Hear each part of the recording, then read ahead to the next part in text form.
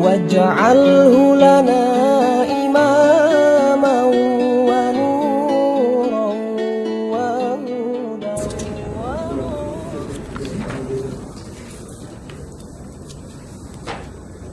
Bismillahirrahmanirrahim. Assalamualaikum warahmatullahi wabarakatuh. Alhamdulillahirabbil alamin wassalatu wassalamu ala asyrafil anbiya'i wal mursalin wa ala alihi wa sahbihi ajma'in. Allahumma iftah alaina bi hikmatika wa anshur alaina rahmataka ya dzal jalali wal ikram.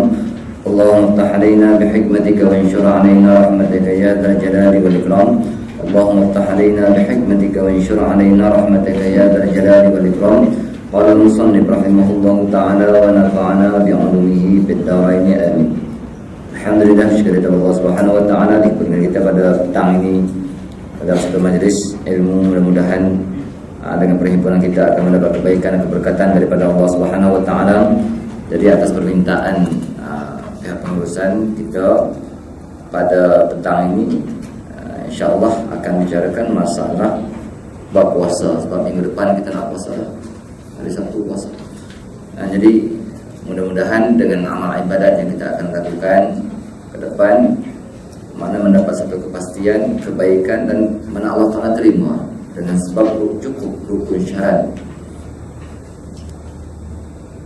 Jadi insya-Allah kalau boleh kita ngaji di photostat Pak, mana kalau boleh kita photostat satu buku lah, senang ya. Harapan saya buat photostat satu buku, ambil satu buku lah, jadi senang kita mengaji dari nanti ke depan. Daripada bab taharah, kita dah mengaji bab taharah tak habis lagi sampai bab jinayat. Kita ni cukup farwang ni. Jadi kalau kita putus macam ni agak payah sikit lah. InsyaAllah mana kita ni kalau saya putus di pondok RM8 ya, RM8 habis. Siap satu buku. Dalam ni jumlahnya RM8 ya. Okey ya. Jadi di dalam Al-Qur'an Allah Ta'ala berfirman, ya ayyuhalladzina amanu kutiba alaikumus shiyam kama kutiba alal ladzina min qablikum la'allakum tattaqun. Wahai orang-orang yang beriman, difardukan ke atas kamu berpuasa kama kutiba alal ladzina min qablikum, seperti mana difardukan kepada umat-umat yang telah terdahulu daripada kamu. Kan umat dahulu itu ada. Untuk apa? La'allakum tattaqun, mudah-mudahan kamu ini bertakwa kepada Allah Subhanahu wa taala. Jadi Allah Taala fardukan puasa bulan Ramadan, hikmah dia takwa. Apa makna takwa? Imtisalul awamiri wajtinabun nawahi, menjunjung segala perintah Allah Taala, meninggalkan segala larangan Allah Taala. Kenapa kita boleh menjunjung perintah Allah Taala, kita boleh tinggalkan larangan Allah Taala? Dengan sebab nafsu kita kalah. Ada cerita di sini kenapa Allah Ta'ala fardukan puasa di bulan Ramadan. Suatu ketika Allah Ta'ala bila menjadikan makhluk yang bernama roh, di situ dizuhirkan satu nama yang dipanggil akal dan satu nama dipanggil nafsu. Hakikatnya dua roh tu sama-sama roh ya. Tapi satu dipanggil akal, satu dipanggil nafsu. Bila sampai masa Allah Ta'ala perintahkan, wahai akal, ke depan kamu. Akal bergerak ke depan. Wahai akal, undur ke belakang kamu. Akal pun undur ke belakang. Wahai akal, siapa aku, siapa kamu? Allah Ta'ala tanya. Akal menjawab, kamu adalah Tuhan aku adalah hamba kamu. Jadi bermakna akal itu lepas. Jadi manusia yang menggunakan akal, menggunakan otak, manusia bertuah yang mampu menjunjung perintah Allah Ta'ala, meninggalkan larangan. Tapi bila sampai giliran nafsu, Allah Ta'ala perintahkan, wahai nafsu, bergerak ke depan kamu. Nafsu senang sikit pun dia tak berganjak. Wahai nafsu, duduk ke belakang, tak berganjak juga. Wahai nafsu, siapa aku, siapa kamu? Allah Ta'ala tanya. Nafsu menjawab, akulah, kamulah. Yang tu keras sifat nafsu. Dia tak mau patuh. Tu orang panggil tak mau bertakwa kepada Allah Ta'ala, tak mampu nak menjunjung perintah Allah Ta'ala. Itu yang Allah Ta'ala fardukan puasa untuk bertakwa. Okey, siapa aku, siapa kamu? Kamulah, akulah. Allah Ta'ala perintahkan bawa nafsu ni umban ke dalam neraka selama 100 tahun. Dibakar selama 100 tahun, dikeluarkan nafsu daripada api neraka, Allah Ta'ala tanya dengan soalan yang sama, siapa aku, siapa kamu? Nafsu tetap menjawab, aku, kamu. Umban lagi ke neraka 100 tahun, dikeluarkan, tanya, jawapan yang sama lagi daripada nafsu, akulah, kamulah. Akhir Allah Ta'ala perintahkan, umbankan nafsu ni ke dalam neraka kelaparan. Lapar ni nak mendidik nafsu supaya dia ni mau patuh perintah Allah Ta'ala. 100 tahun di dalam neraka kelaparan. Selepas 100 tahun dikeluarkan nafsu, dia tunduk. Dia menjawab, Allah Ta'ala tanya, siapa aku, siapa kamu? Kamu adalah Tuhan aku adalah hamba kamu. Dengan sebab kisah ni lah, cerita ni ada disebutkan dalam kitab Durratun Nasihin. Dengan sebab kisah ni lah Allah Ta'ala fardukan puasa di bulan Ramadan. Asbab ni, kenapa? Nafsu kita. Nafsu ni sebesar-besar musuh kita. A'da aduwik nafsukal lati baina jambaika. Sebesar-besar musuh kamu ialah nafsu yang ada dalam diri kamu, yang ada di antara dua tulang rusuk kamu. Jantung kita ni ada perasaan. Perasaan inilah yang menyebabkan kita ni terhijab, tak mau patuh perintah Allah Subhanahu Wa Taala. Perasaan nafsu ini. Jadi Allah Ta'ala nak bagi gambaran kepada kita dalam kehidupan. Kalau saya nak cerita Ramadan ini agak panjang sikit ya. Sebelum kita masuk hukum hakam, mungkin saya nak sentuh sedikit lah. Sebenarnya kenapa Allah Ta'ala letakkan sebulan puasa di bulan Ramadan? Ramadan bukan lama, sebulan 30 hari ataupun 29 hari sahaja. Dan di bulan Ramadan Allah Ta'ala gandakan amal ibadat kita, pahala amal ibadat 70 kali ganda lain daripada bulan Ramadan. Kenapa? Dan di bulan Ramadan juga Allah Ta'ala jadikan satu malam Lailatul Qadar. Itu hadis Nabi ada menyebutkan, Ramadan awaluhu rahmah wa awsatuhu maghfirah wa akhiruhu itqun 'anil nar. Nabi kata, Ramadan, awal Ramadan itu rahmat daripada Allah Ta'ala, wa awsatuhu maghfirah, tengah-tengah Ramadan itu keampunan daripada Allah Ta'ala, wa akhiruhu itqun 'anil nar, dan akhir Ramadan itu kemerdekaan Allah Ta'ala daripada api neraka. 3 keadaan. Jadi 10 hari, cukup 30 hari. Okey. Jadi Allah Ta'ala jadikan Ramadan di sini sebagai peringatan kehidupan. Ramadan gambaran kehidupannya sebenarnya. Percaya tak? Ramadan ini gambaran kehidupan kita. Apa gambaran kehidupan? Gambaran kehidupan kita, hidup kita ni tak lama. Nabi kata, apa dah? A'malu ummati baina 60 wa 70. Kebiasaan umur umat aku ialah di antara 60 ke 70. Kalau ini kita dah 60. Kalau 60 sebenarnya sampai waktu maghrib dah tu, matahari tenggelam kan. Nah, umur kena beringat dah. Sepatutnya kita dah ada ma'rifat, ada tauhid, dah beramal ibadat, kita dah ada menunggu apa? Masa nak balik tu dah dekat. Bukan saya kata orang 60 terkonfirm kena mati dah. Tapi gambaran-gambaran dia dah sebagaimana Nabi kata, itulah sebenarnya umur kita. Singkat sangat. Jadi bahagi pada 3. Awal peringkat kehidupan kita, rahmat daripada Allah Ta'ala. Betul tak rahmat daripada Allah Ta'ala? Daripada kita lahir sampai kita balik. Kenapa saya kata rahmat? Mak kita lahirkan kita itu sebenarnya satu rahmat besar, nikmat yang paling agung, nikmat yang paling besar sekali, yang tak ada tolak bandingan lebih daripada nikmat iman, nikmat Islam, yaitu nikmatul ijad, nikmat wujud kita di atas dunia. Kalau mak kita tak lahirkan kita, tak wujud kita di atas dunia. Okey, satu rahmat, dengan sebab lahirnya kita di atas dunia, kita mengenal Allah Ta'ala. Sampai kita balik, Allah Ta'ala tak kirakan dosa. Bila sampai waktu kita balik, ya, daripada balik sampai umur 40, ini waktu yang kedua. Saya ambil sikit-sikit, kalau saya nak cerita panjang ya tazkirah ni. Ini jadi tazkirah Ramadan lepas tarawih. Jadi daripada balik sampai ke umur 40, itu orang panggil pertengahan. Pertengahan ni kebiasaan umur daripada balik sampai 40, badan ni bertenaga. Bila bertenaga, biasa nafsu tengah kuat. Bila nafsu tengah kuat, sebab itu Nabi kata wa awsatuhu maghfirah. Tengah-tengah Ramadan itu keampunan daripada Allah Ta'ala. Bermakna tengah-tengah kita, daripada balik ni tengah-tengah kehidupan sampai umur 40, sepatutnya kita banyak minta ampun kepada Allah Ta'ala. Kita memahami silap salah kita. Jangan dengan sebab kesalahan-kesalahan yang kita lakukan, kita terhijab kepada Allah Subhanahu Wa Taala sampai tak ada jalan kita nak balik. Umur 40. Saya ambil ringkas ya. Daripada 40 sampai 60 atau sampai kita mati, itu orang panggil itqun 'anil nar.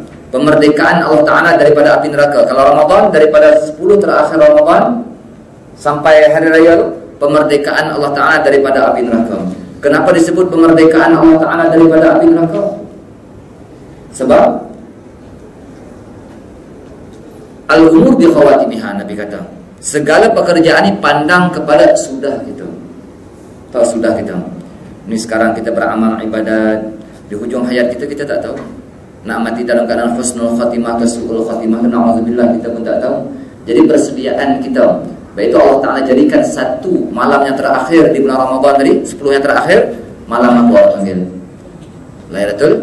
Lailatul Qadar. Rahsia Allah Ta'ala. Kan Allah Ta'ala tak beritahu. Begitu juga mati kita. Mati kita Allah Ta'ala rahsiakan. Tapi bagi orang-orang yang beriman, orang-orang yang dapat keyakinan, mati itu sebagai satu nikmat. Kenapa? Bertemu dengan Ar-Rafiqul A'la. Apa Ar-Rafiqul A'la? Teman yang maha tinggi, maha agung. Nabi Muhammad dia nak meninggal, Ar-Rafiqul A'la, dia kata. Sebab apa? Kita nak bertemu dengan Allah Ta'ala. Jadi Allah Ta'ala berikan gambaran kehidupan. Ramadan hanya untuk mendidik, madrasah untuk mendidik nafsu kita. Nafsu nak hilang 100% tak boleh. Nak bunuh nafsu tak boleh. Nak bunuh nafsu tak boleh.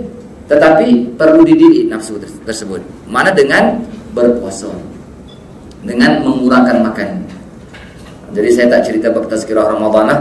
Dan sebelum daripada saya nak cerita bab hukum hakam puasa, kita sebut tadi Lailatul Qadar. Pada Nabi bila sampai 10 terakhir bulan Ramadan, Nabi akan keluar daripada rumah dia waktu maghrib, sebelum maghrib berbuka puasa, bawa makanan siap, berbuka puasa di masjid, terus beramal ibadat, tak balik-balik, sahur di masjid. Lepas sembahyang subuh baru Nabi balik. 10 yang terakhir di bulan Ramadan. Untuk mencari apa? Untuk mencari Lailatul Qadar. Jadi Lailatul Qadar yang disebutkan Lailatul Qadri khairum min alfi syahr. Lailatul Qadar ini terlebih baik daripada 1000 bulan. Lebih kurang 83 tahun kalau tak silap saya. Kita beramal. Dia ada sejarah Lailatul Qadar. Jadi tapi insya-Allah di belakang pengajian itu saya akan sebutkan sejarah Lailatul Qadar. Tapi saya nak sebut tahun ini insya-Allah sebagaimana kaedah yang dibuat oleh Imam Al-Ghazali dan ramai ulama zaman dulu, dan kaedah ini dah mujarab atau mujarab. Banyak ada orang guna kaedah yang saya sebut ni, hasil dapat Lailatul Qadar. Apa dia? Jadi kalau saya pandang tahun ni puasa awal Ramadan jatuh hari Sabtu ya. Bila jatuh hari Sabtu, berkemungkinan besar, bukan saya kata pasti, kata yakin, berkemungkinan besar Lailatul Qadar jatuh pada malam 23 Ramadan. Kaedah ni nak tengok di mana? Cuba beli kitab Rukunan Syekh Arsyad Al-Banjari. Dalam muka surat 42, tengok dia ada sebut semua. Kalau Lailatul awal Ramadan hari Ahad, apa dia, hari Isnin, bila Lailatul Qadar dia. Tapi saya tengok tahun ni puasa hari Sabtu. Jadi berkemungkinan besar jatuhnya Lailatul Qadar pada malam 23 Ramadan. Kalau malam 23 Ramadan, jadi mana ada beza dengan malam-malam yang lain. Apa dia? Kita gandakan amal ibadat. Ada waktu mustajab berdoa. Apa amalan yang perlu dibuat? Rasulullah biasa bagi kepada Siti Aisyah. Siti Aisyah bertanya, "Ya Rasulullah, kalau dapat malam Lailatul Qadar, apa amalan yang perlu aku buat?" Nabi kata, "Kamu perbanyakkanlah doa ini. Allahumma innaka 'afwun karim tuhibbul 'afwa fa'fu anni." Boleh ingat? Allahumma innaka 'afwun karim tuhibbul 'afwa fa'fu anni. Nanti saya tulis lah, ada marker lah. Nanti saya tulis. Takatu saja. Takatu saja. Doa ni memang Rasulullah bagi kepada Siti Aisyah. Siti Aisyah tanya. Jadi perbanyakkan amalan ni. Siti Aisyah Rasulullah kata Presiden Aisyah. Dan amal-amal yang lain juga selain daripada ini, selawat kan. Tapi doa ini perbanyakkan sebab ini memang Rasul sebut sendiri. Jadi saya syorkan, saya pun tak terlupa bawa kitab ni, kitab kerukunan. Balik cuba cari, beli kitab kerukunan Syekh Arsad Al-Banjari. Buka muka surat 42 kalau tak silap saya, buka muka surat 42. Di situ ada cara sembahyang sunat Lailatul Qadar. Lepas tu ada kaedah yang dibagi tadi, yang kaedah tadi untuk selama seminggu. Tapi saya tengok baca hari Sabtu ni kan. Hari lain ada sebut kan, kalau puasa awal Ramadan hari Isnin, Lailatul Qadar bila, awal Ramadan hari Selasa, Lailatul Qadar bila, semua selama seminggu disebutkan. Lepas tu apa amalan-amalan yang lain ada lagi tu. Saya tak ingat. Saya terlupa rojok. Jadi saya syorkan cuba buka kitab perukunan. Ya. Buka muka surat 42 cari. InsyaAllah banyak. Jadi kenapa saya suruh buat macam tu? Cuba kita ambil peluang. Sebelum saya cerita bahawa hukum puasa, cerita Lailatul Qadar dulu ya. Ambil peluang. Ada waktu mustajab berdoa pada malam Lailatul Qadar. Orang yang dapat Lailatul Qadar siapa? Sebahagian orang dapat Lailatul Qadar. Pak Juhim, bukan Pak Juhim, Tok Penandaya. Tok Penandaya ni ayah kepada Pak Juhim Gajah Mati dan ayah kepada pada Mekah pengarang Baqarah. Ayah dia ketika zaman dia buka pondok di Petani, dia tak jauh dengan pondok saya Benar Madang. Tapak pun tak ada pondok dah, tapak pondok dia. Dia pergi mandi, orang zaman dulu mandi di sungai lah kan. Pergi mandi, dia letakkan kain di pokok ni.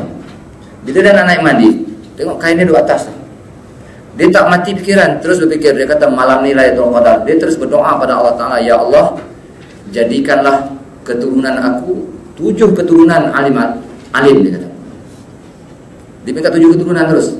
Ramai anak cucu dia yang alim. Yang hebat tengok Pak Juhim Gajah Mati pada Mekah, itu anak Tok Penandaya. Dia doa dapat Lailatul Qadar. Begitu juga Syekh Arsad Al-Banjari.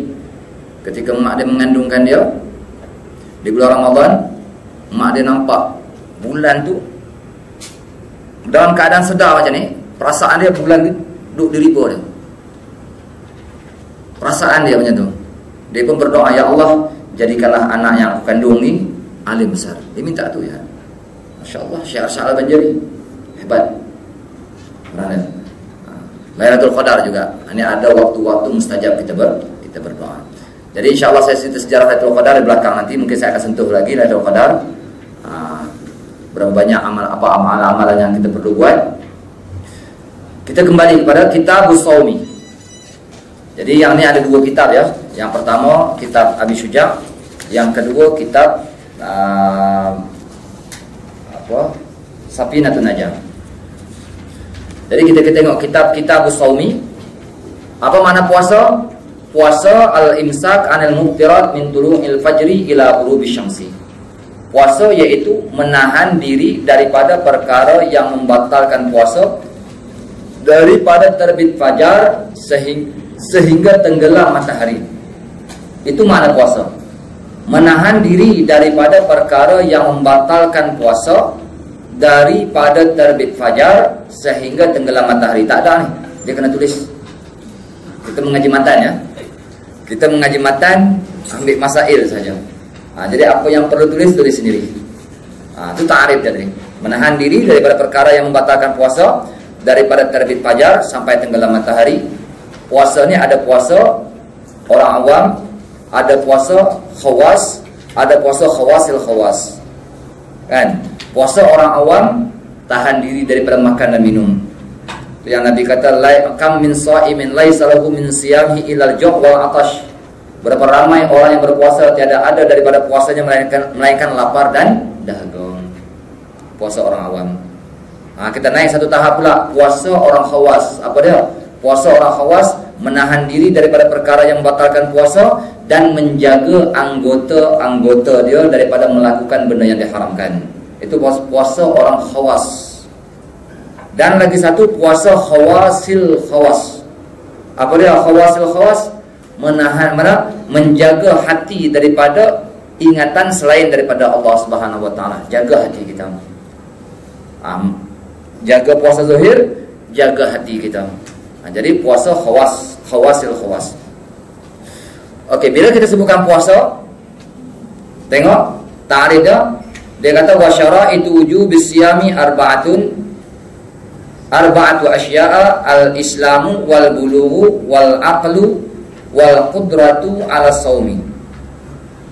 Wal qudratu 'ala shaumi. Syarat wajib puasa ada 4. Yang pertama Islam, ma'ruf bagi kita, orang kafir tak wajib berpuasa. Sebab apa? Orang kafir bukan ahli niat. Niat puasa perlu berniat. Jadi bermakna hukum orang kafir tak sah berpuasa. Yang ni senang, saya tak perlu cerita panjang. Yang kedua, baligh. Baligh mana sampai umur. Jadi kalau tak sampai umur, tak wajib berpuasa. Tetapi kanak-kanak adakah disuruh berpuasa? Masih disuruh berpuasa apabila sampai umur kanak-kanak tamyiz, umur 7 tahun disuruh berpuasa anak kita.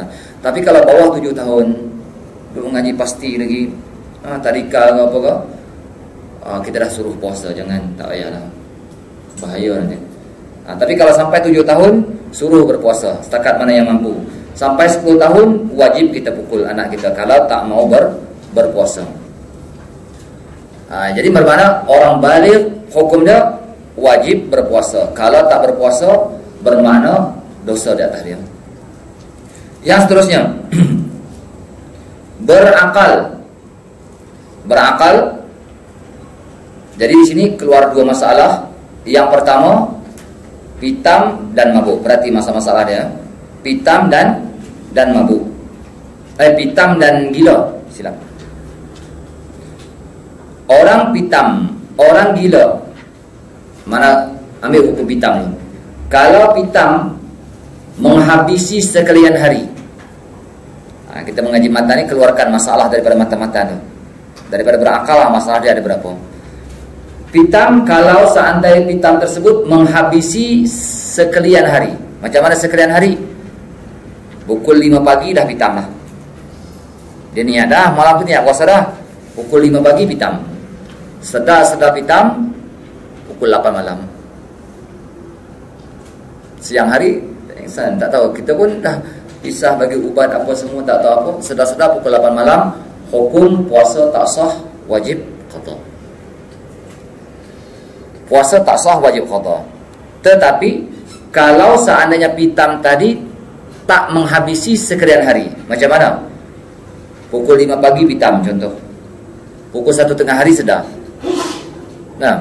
Ataupun lagi 5 minit, contohnya lagi 5 minit nak buka puasa dah. Pukul 5 pagi dah pitam, lagi 5 minit nak buka puasa. Wah, lagi 5 minit kata, tak apalah, puasa bila dia kata. Sah tak puasa dah? Sah puasa dia. Tak wajib qada sebab puasa dia sah. Sebab pitam tak menghabisi sekalian hari. Apa makna pitam? Faham makna pitam? Pitam iaitu penyakit yang hilang ingatan serta kekuatan. Itu makna pitam. Penyakit yang hilang ingatan serta kekuatan. Sebab itu kalau orang pitam, dia tumbang, pengsan. Kan, badan lemah, tenaga tak ada, ingatan pun tak ada. Pitam. Yang kedua, gila. Gila apa dia? Penyakit yang hilang ingatan, kekal kekuatan. Ingatan tak ada lah, tapi kekuatan tetap ada. Itu gila. Gila ni, walaupun satu lahzah seseorang tadi gila, satu lahzah ni sekelip mata ya. Kelip mata, gila, hilang ingatan, lepas tu sedar balik. Kalau pitam hilang ingatan, dia mesti tumbang. Tapi orang gila dia tak tumbang, hilang ingatan, lepas tu sedar balik. Apa benda tadi dia kata? Jadi mana? Dalam keadaan masa yang singkat. Kalau dia berpuasa, walaupun satu lahzah, batal dah puasa dia. Batal puasa dia dan tak wajib qada. Ingat, tak wajib qada atas orang yang gila. Tak wajib qada puasa. Okey ya. Gila, itu kalau gila dengan sebab sendiri ya. Begitu juga mabuk. Mabuk dia tak membatalkan puasa, tetapi kalau mabuk tersebut dengan sengaja atau gila, mana gila tadi mana sama ada sengaja ke tak sengaja ke, hukum dia tetap batal puasa. Macam mana gila dengan sengaja? Jadi dia ni memang kena tiap-tiap bulan kena makan ubat. Kalau dia tak makan, mesti masalah. Dia tak makan, batal puasa. Ya? Dengan sebab gila tadi datang.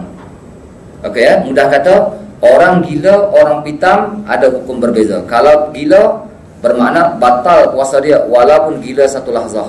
Pitam batal puasa kalau seandainya pitam tadi menghabisi sekian hari. Tapi kalau pitam tak menghabisi hari, sekerat hari ya pitam, hukum sah puasa dia. Yang penting ada niat pada waktu malam. Okey, yang seterusnya saya nak sebut di sini iaitu mampu berpuasa. Macam mana mampu berpuasa? Mampu berpuasa termasuk daripada hukum mampu berpuasa di sini. Orang pertama, orang yang tak mampu berpuasa. Siapa yang tak mampu berpuasa? Yang tak mampu berpuasa iaitu pertama orang sakit, yang kedua orang musafir, yang ketiga orang yang ada pekerjaan yang tak boleh ditangguhkan, yang keempat mana orang yang dah tua. Okey, saya akan hurai satu persatu. Yang pertama orang sakit. Sakit macam mana yang tak diwajibkan berpuasa? Sakit yang tak diwajibkan berpuasa iaitu sakit yang membolehkan bertayamum. Sakit yang membolehkan bertayamum itu orang panggil sakit yang diharuskan seseorang tak berpuasa. Apa dia? Yang pertama, kalau seandainya doktor kata kamu ni kena buka puasa atau jangan berpuasa. Kalau kamu berpuasa, berkemungkinan mati. Berkemungkinan mati. Tapi doktor siapa? Doktor mana yang boleh kita pegang nasihat dia? Pertama, doktor yang Islam, yang siqah. Kalau orang kafir, doktor kafir tapi baik, dia kata boleh percaya tak? Tak boleh pakai. Kenapa? Orang kafir tak ada sifat siqah. Baik macam mana pun orang kafir, sifat siqah dia tak ada. Apa makna sifat siqah? Sifat percaya tu tak ada. Ingat, tak kira urusan apa-apa pun orang kafir tak ada sifat siqah. Okey, jadi mana? Kalau kita minta nasihat, doktor yang Islam. Lepas tu tak fasik. Macam mana tak fasik? Ini doktor tapi tudung tak pakai. Fasik tak? Fasik. Dia nasihat, dia kata buka puasa lah, dia kata kalau tidak bahaya, tak boleh pakai. Cari doktor nasihat, minta doktor yang betul-betul segi zahir dia bukan perempuan fasik. Contoh. Okey. Yang pertama penyakit, kalau seandainya berpuasa boleh hilang nyawa, mati. Yang kedua penyakit, kalau seandainya berpuasa akan hilang manfaat anggota. Apa makna hilang manfaat anggota? Doktor kata kalau kamu berpuasa kamu akan lumpuh. Ya. Hilang apa? Atau buta mata contoh kalau berpuasa. Ikutlah sebab apa penyakit kan, kita pun tak tahu. Kalau jadi macam tu, hilang manfaat anggota, yang ni boleh boleh buka puasa ataupun tak berpuasa langsung. Yang ketiga, lambat sembuh. Kalau doktor kata kalau kamu berpuasa ni penyakit lambat sembuh, sebab hampa kena makan ubat, dia kata hang kena makan ubat. Ni tak makan ubat macam mana nak sembuh sakit? Memanglah kerja Tuhan, sembuh tak sembuh pun. Tetapi segi asbab zahir, doktor lebih tahu kerja dia kan. Kalau dia kata kena makan ubat, sudah kita buka puasa. Yang keempat, zuhir parut yang keji pada anggota zahir. Yang keempat ni agak payah sikit lah. Zuhir parut yang keji pada anggota yang zahir. Jadi yang kita nampak tiga saja ya. Tiga perkara ni kalau berlaku dalam berpuasa, harus kita berbuka puasa atau harus kita tak berpuasa. Sakitnya macam ni. Setakat sakit gigi, pening kepala, demam contoh dia. Yang ni nak buka puasa tak boleh. Kalau demam sikit-sikit tu biasa lah kan, tahan lah. Malam nanti makan ubat. Tapi kalau demam dah teruk sangat, tak apa. Ni kalau biasalah demam, normal. Karena setahun tu mesti kita kadang demam sekali dua kan. Yang ni tak boleh nak buka puasa. Okey, yang tu cerita sakit. Yang kedua saya sebut daripada apa? Mampu berpuasa tadi, keluar daripada masalah mampu berpuasa, orang musafir. Musafir macam mana yang Kalau musafir bermakna dia tak mampu berpuasa, nama dia. Boleh tak puasa tak? Boleh tak puasa, tetapi dengan dua syarat. Ingat, dalam diri tak tulis, antum kena tulis sendiri ya. Orang musafir boleh tak puasa dengan dua syarat. Yang pertama, syarat musafir iaitu kena keluar daripada qaryah dia sebelum daripada terbit fajar. Faham? Keluar dari kampung sebelum daripada terbit fajar. Mana sebelum masuk subuh lah. Kita dah keluar dari qaryah kita. Ya, ni kalau naik bas ekspres pukul 9 pagi, nak balik ke Kelantan, nak balik ke Johor, nak buka puasa di tengah jalan, hukumnya haram buka puasa. Jangan buka puasa. Oh, dia kata jauh ni Johor balik tak? Tak boleh. Melainkan kalau dah tak larat, nak angkat tangan pun rasa tak larat dah, rasa bahaya, boleh buka puasa. Saja-saja nak buka tak boleh.